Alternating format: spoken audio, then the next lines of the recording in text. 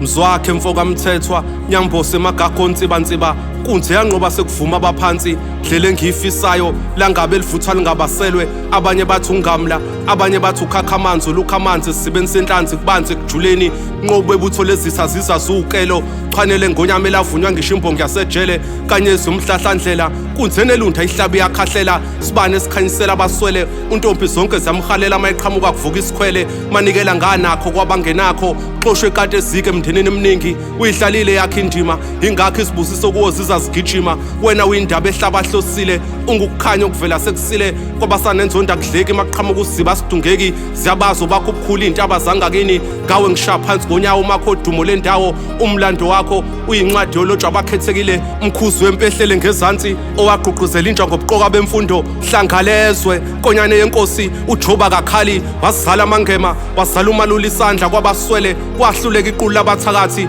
qhubeka ubahole emagadla ngezenze ejabulisa umphakathi umakhuzi ibuya ibutho liyahloma bathe ngamle guest house ila sicima khona ukoma madondolozela ngokholo inkunzi unyawo elibhula amazolo mzwakhe emfoka nyambose izitha ziyogcina ngokusonga bathi ngesixhosa uyibekile ebandla intonga umzilo ongathatheki ohlula amavolovolo bathwenza ngani mawuphumelela kanti imfihlo kuya phansi ngedolo bahole emzimba ukhala imali uphupho lakho liyafezeka ngentando kaMdali.